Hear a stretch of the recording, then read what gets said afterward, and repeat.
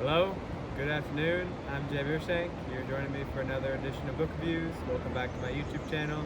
Today you're joining me in the north of India. We're in some beautiful, beautiful woods near Manali. Behind us you can hear the river, and yeah, crazy beautiful place here we never expected to find in India. Do you want to quickly actually show them just a little bit of the woods?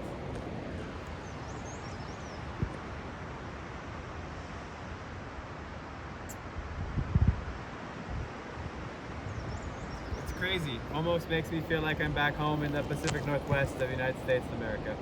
Anyway, today we're going to do another edition of book reviews. The book we're going to review today was a book I had heard of a couple times before I came to India by people who were completely fanatical about it, saying that it's the best novel ever and I had to read it.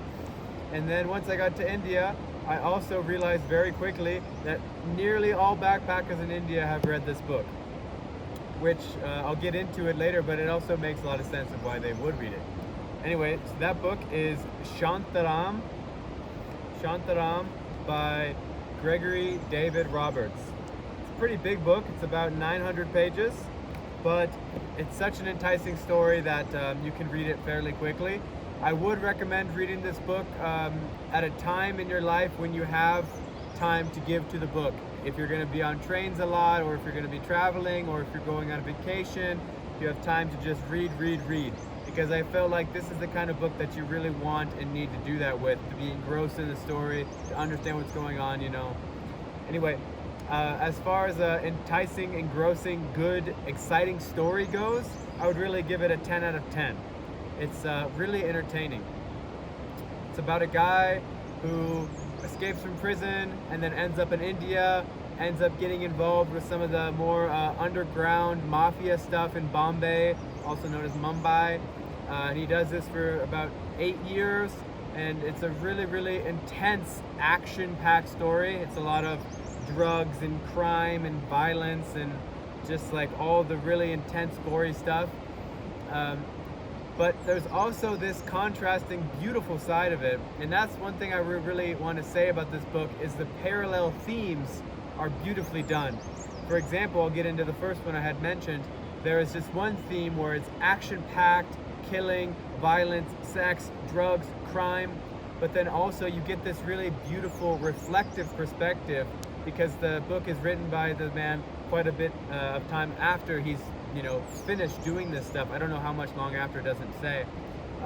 But there's this beautiful parallel of him reflecting on what was going on then and reflecting on the things he was doing.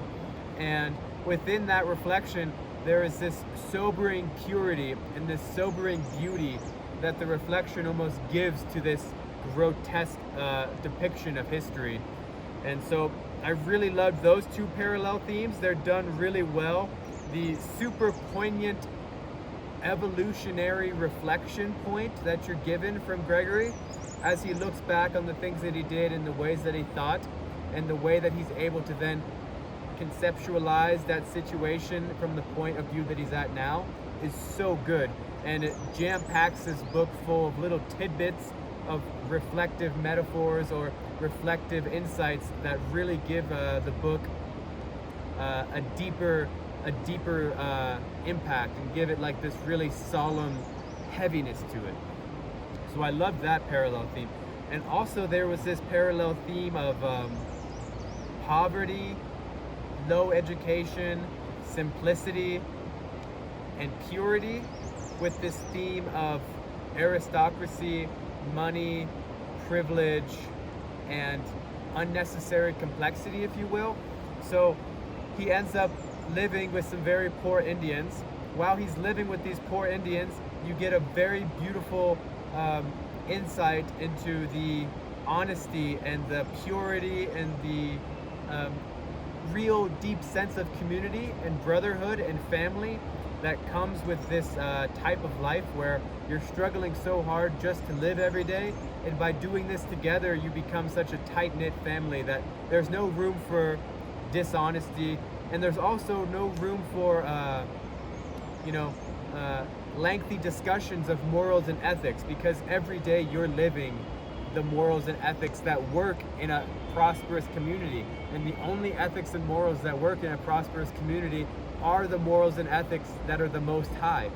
And then that was really interestingly contrasted with when he started to hang out with this more rich mafia crowd. They had plenty of time to postulate on philosophy, the meaning of life, suffering, and all of this stuff. But the way in which they actually lived their life, they were involved in killing and in drugs and in all this stuff that's not so pure.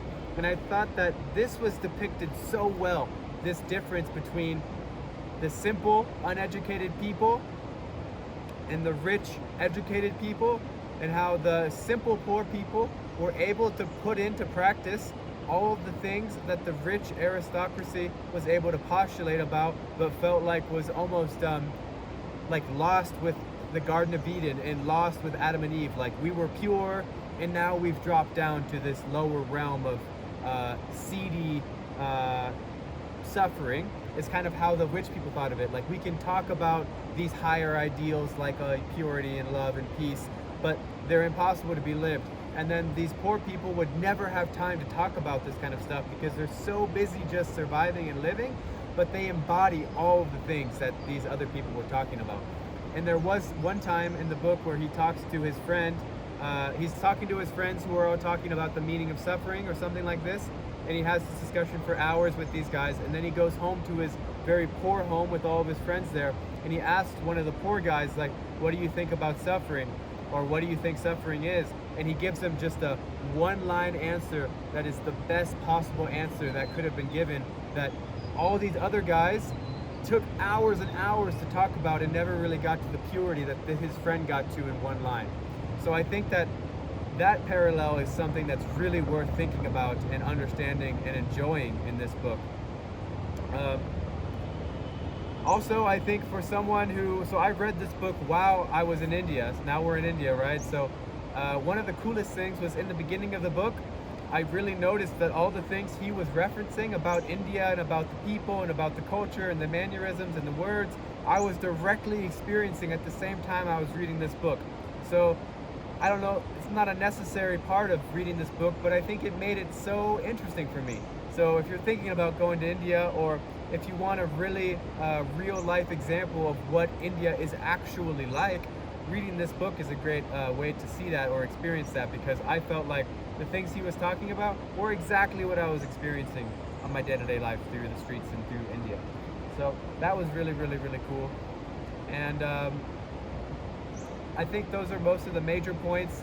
Those two parallel themes that I talked about, those are really the best things about this book for me, and the reflective perspective that you get from Robert, I think that that is just so amazing. It really is what gives this book a solid foundation and like a, yeah, like I said before, like a weight to it. And I'd recommend this book to anyone that is willing to dive into a deep, intense story. Keep an open mind, because the book is a little bit grotesque in some parts. There's a lot of really intense crime and intense violence and stuff, but makes for an exciting story. So that's my review of Shantaram by Gregory David Roberts. I hope you enjoyed the review. Hope you enjoyed the forest and the sound of the river. I sure am. Thanks for watching. Don't forget to like and subscribe. Take it easy. Peace.